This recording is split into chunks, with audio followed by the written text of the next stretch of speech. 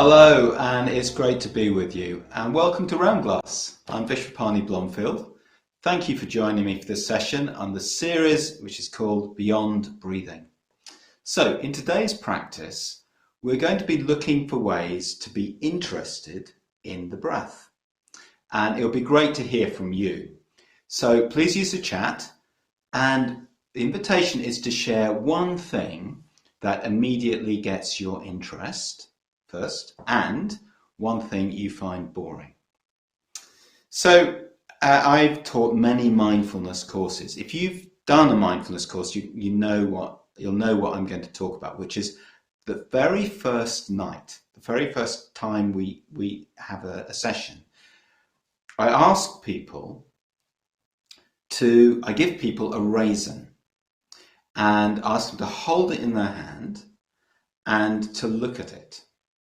And so what we do is slow down the process of eating a raisin, which in a way is one of the most ordinary daily activities. You know, we usually munch them down with our cornflakes, with our breakfast. So we first of all look at this raisin.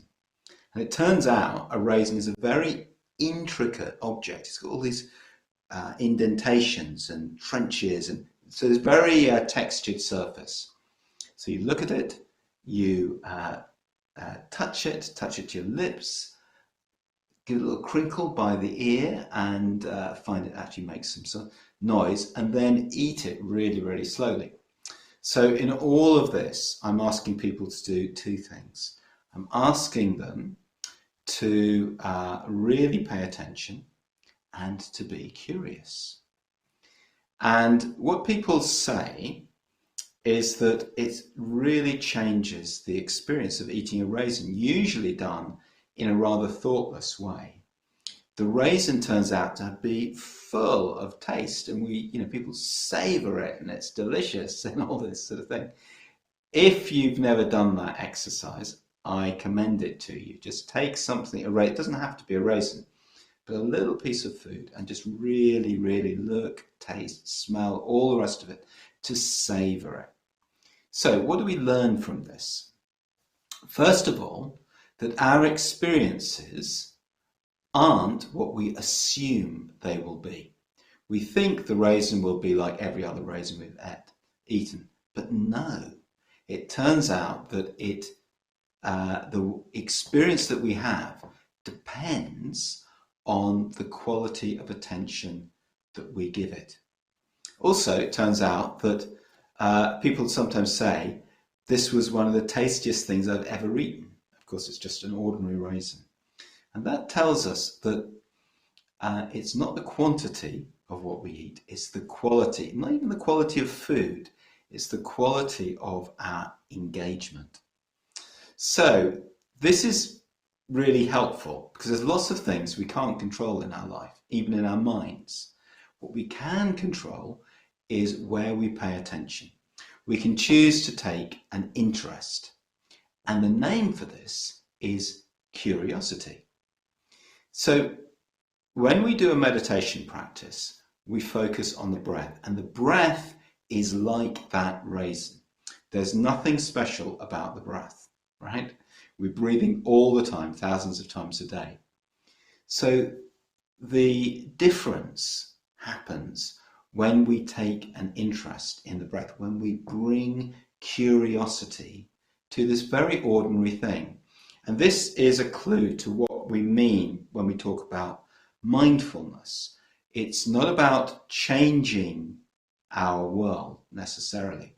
It's about bringing a different kind of awareness to our lives. So we don't change how we breathe. It's not a breathing exercise, but in this series of sessions beyond breathing, we've been approaching the breath in all sorts of different ways. We've been noticing a range of different sensations when we breathe. We've been noticing the rhythm of the breath, the things that we find enjoyable and give us pleasure in the breath. We've been sometimes focusing narrowly, and sometimes much more broadly on the breath as part of the body as a whole. Been exploring how the breath connects with our emotional experience, how it changes, or we can use images. So all these sorts of things. Now, it might seem that what we're doing is we're jazzing up something that's very simple, but really, all of these different ways of approaching the breath are guides for our curiosity. Yeah? So becoming curious about the breath. So that's what we're going to be doing in this session. And we're also going to be acknowledging where our interest already is and then making a gradual shift. So thank you for sharing your experiences of the things that get your interest and the things you find boring. So let's just hear a few of these. So interest, live music. Boring, elevator music. Okay. Interest, a beautiful view. Boring, waiting in line, traffic, video games. Interest, a gathering of old friends. Boring, a night of boring Netflix. Okay. So if I were to draw something from all of those comments, it would be that the interest comes when our emotions are engaged. Yeah. So in becoming curious, in taking an interest, really the question is not let's find the most exciting meditation practice to do. It's how can we engage or connect emotionally with this process. All right. So let's bring all of that to the practice we're doing today. Let's start by deciding how we want to sit for the practice and just establishing our posture. So the invitation is to close your eyes. And the reason is that with our eyes open, our attention's drawn to the things we see. Closing our eyes, we can settle our attention internally. If you do want to have your eyes open, you can just let your gaze rest on the floor in front of you. So, take a breath. Just feel the body. Breathing out.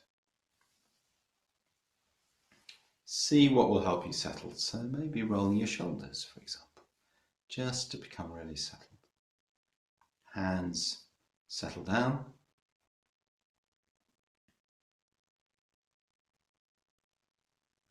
And just paying a little attention to how the body is resting on the chair, the support beneath us, and just feeling, sensing the body resting, and feeling the spine rising up.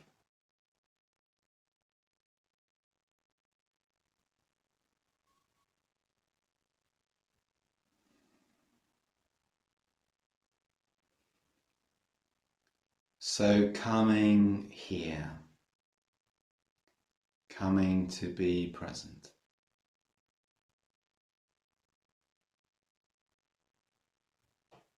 So we're going to start exploring interest, where our interest is, and keeping the breath in the middle of our awareness. The breath is the anchor. So when we think we might start to drift off one direction or another, we come back to the breath like a boat being tugged back by the pull on the anchor.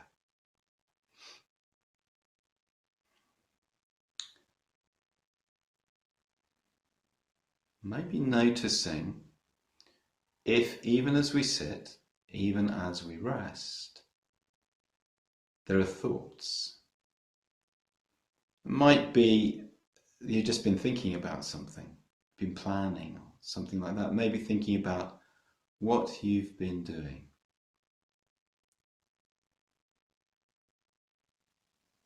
Or maybe something a bit more subliminal, a sort of underlying tug on our attention.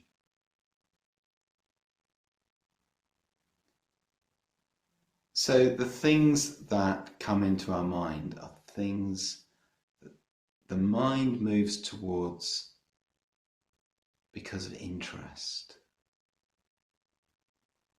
Don't have to be interesting from another point of view, but they're ways to stimulate our minds. So what is there? What are these topics that are tugging at our attention? Can we feel that tug somewhere in the body?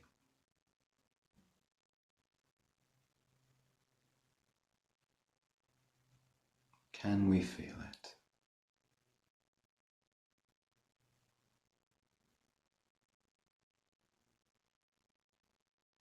And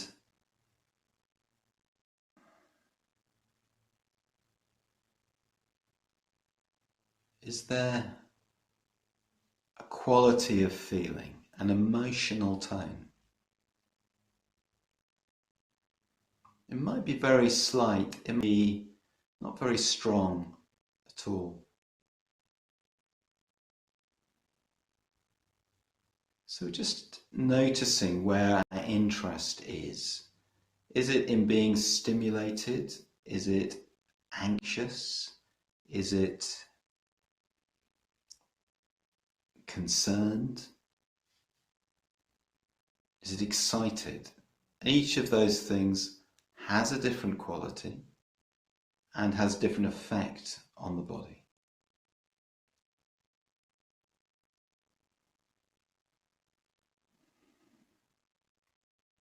So just noticing our energy, the quality of our energy.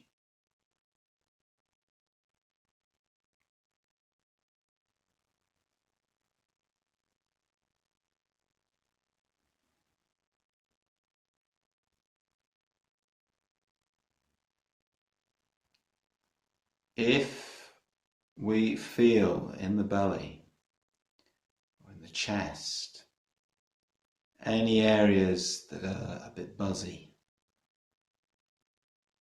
or tight or tense,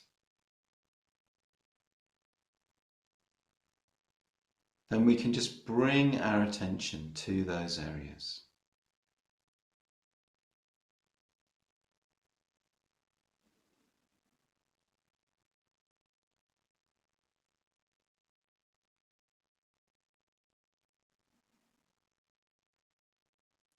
Just imagine the breath flowing into those areas of energy, areas of intensity.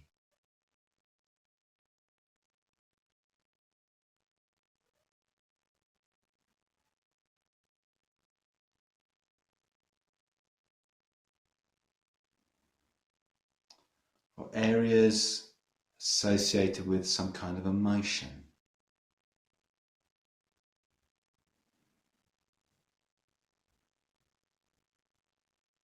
So bringing our attention in this way, what is emotionally alive? We don't have to answer that question, but it's good to pose it. What's emotionally alive?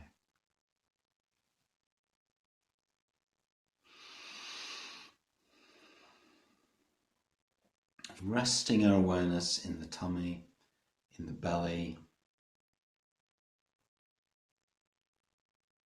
feeling that area moving with the breath.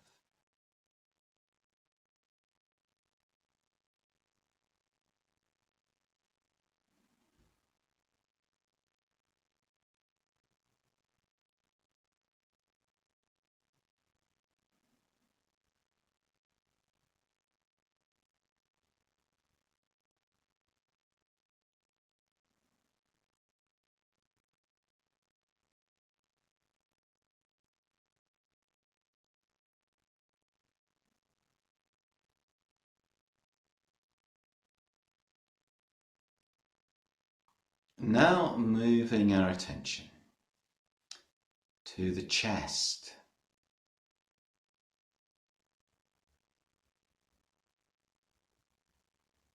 So breathing into the heart, the chest, feeling the lungs expanding. Stretching as the breath flows in, softening, easing as the breath flows out.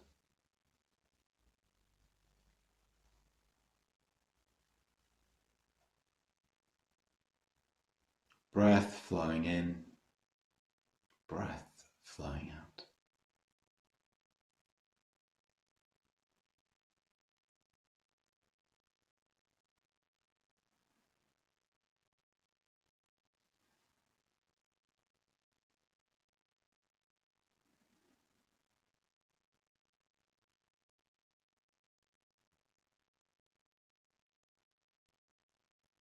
And any emotional quality.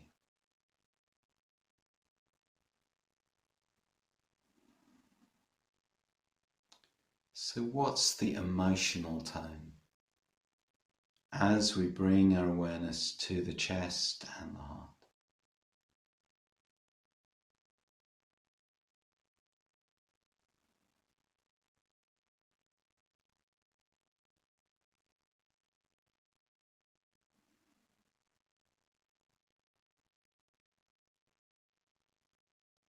Breathing in and breathing out. Allowing space.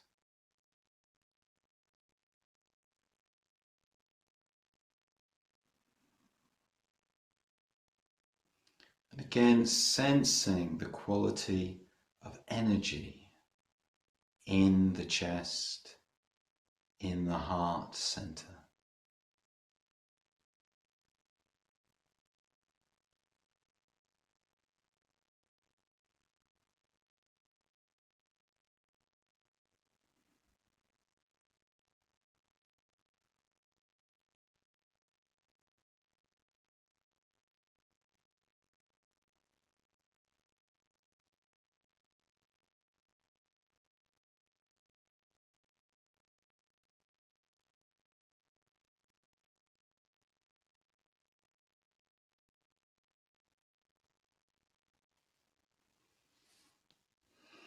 Now,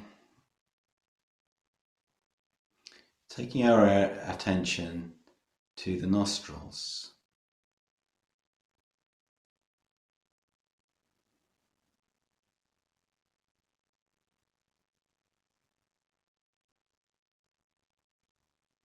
And noticing the very first point where the breath touches the nose. Maybe a sense of coolness. Perhaps it's there in both nostrils, or maybe just in one. Perhaps it moves. Subtle sensation, but pleasurable when we can settle our minds upon it.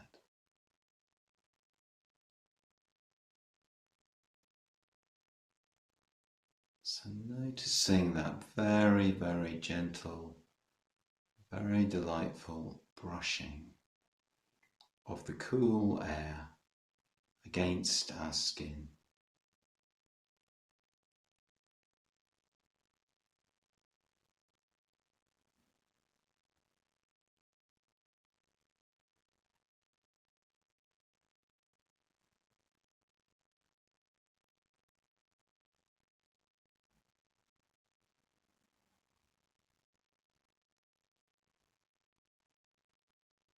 Breath flowing in, breath flowing out.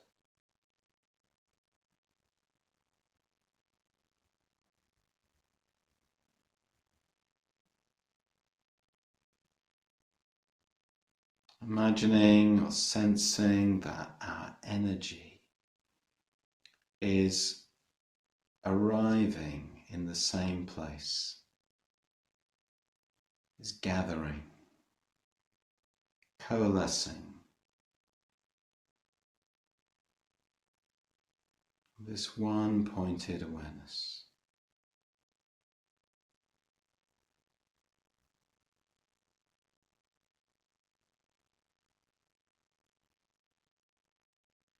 And now letting our attention spread out through the body as a whole.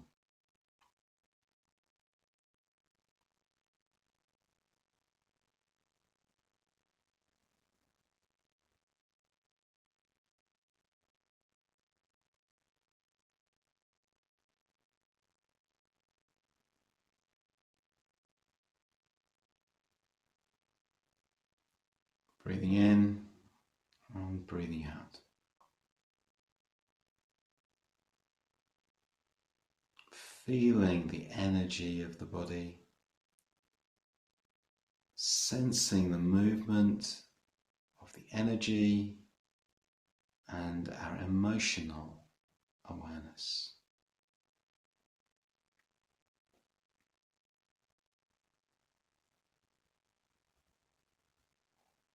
Bringing curiosity.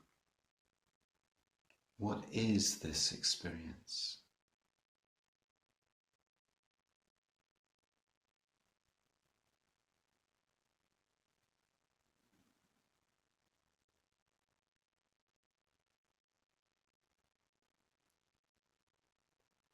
What's alive in this moment,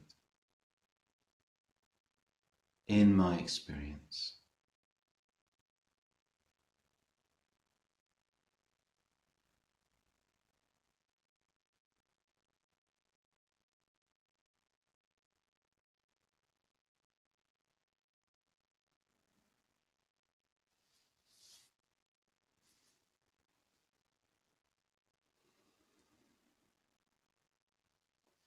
Resting with that.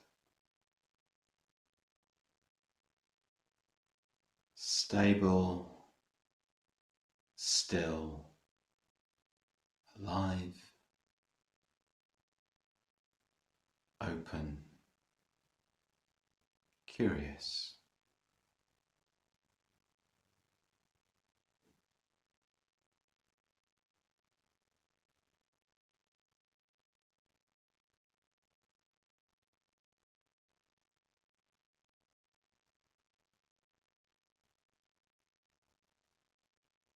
And now starting to make a transition.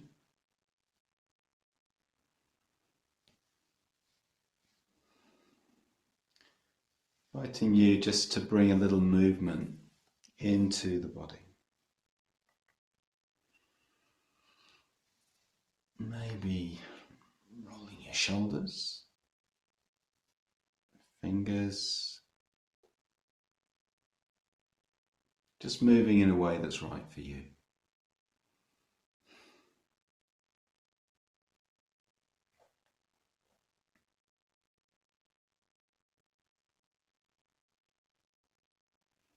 When it's time to take my dog for a walk, I just call her, and she's usually asleep.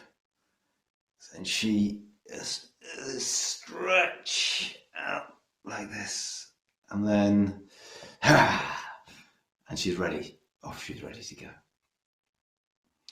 So there's that transition. Let's just take a moment to absorb the practice now.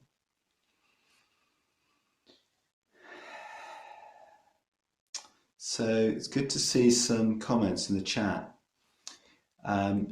So someone's saying it's new and surprising to focus on various points of breathing and ask what's alive in this moment. What are some ways to take this curiosity off the cushion? I'd like to explore more. Okay, so every moment really is an opportunity for this. I think what we did in that practice was starting by saying, well, where is my interest now at the beginning? And very often our interest will be engaged with external things, the things we're doing.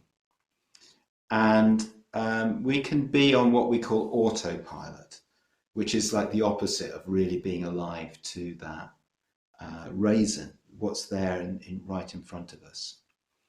So just noticing that autopilot process, noticing where our mind is taking us. And really the practice is coming back to the present moment. What's happening right now? And meditation is practicing for that. You know, with mindfulness meditation, we're developing a mindful outlook. So there's little or no external stimulation with a mindfulness practice. And what we do is we focus on something which is in a way relatively neutral, the breathing. You know, the breath in itself isn't particularly pleasant, but also isn't particularly unpleasant unless you have breathing problems.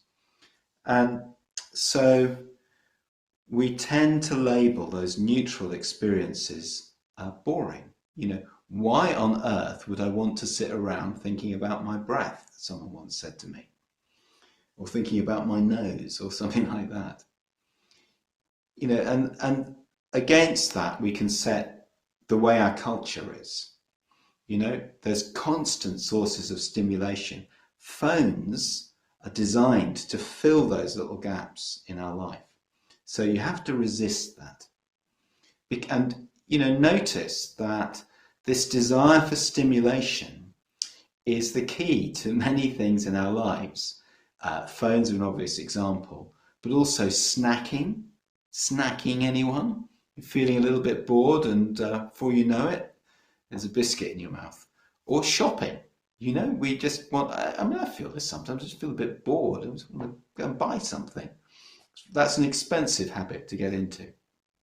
In an experiment, this is quite well known, 42 people were asked to choose between sitting and doing nothing in a quiet, contained room for 15 minutes, or they could give themselves a bit of stimulation. And the stimulation involved having an electric shock. Yes? And in this experiment, 2/3 of the men and 1/4 of the women chose the electric shock.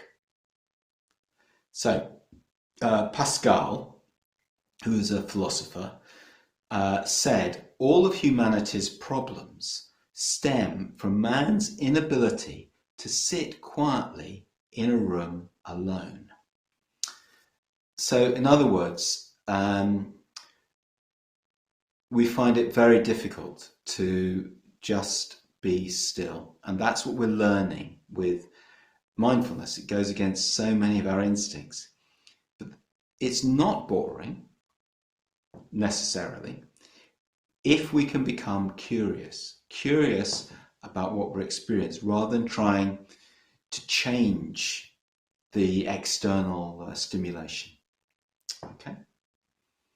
So that's the practice, just to be with what's there. Good. In a way, nothing is inherently boring. And if you are feeling bored or you're looking for stimulation, you just ask, you know, what's my inner experience? What do I notice in the world around me? And who knows? Who knows what we'll discover? So I'm going to finish with a really wonderful quote from the Czech writer Franz Kafka. Okay? He says, it's not necessary that you leave the house. Remain at your table and listen. No, don't even listen. Only wait. Don't even wait. Be wholly still and alone. The world will present itself to you for its unmasking. It can do no other. In ecstasy, it will writhe at your feet. So, thank you for sharing this time.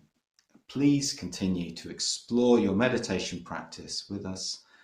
You can check out our daily live meditations at round.glass or on our app. Have a great day and be curious.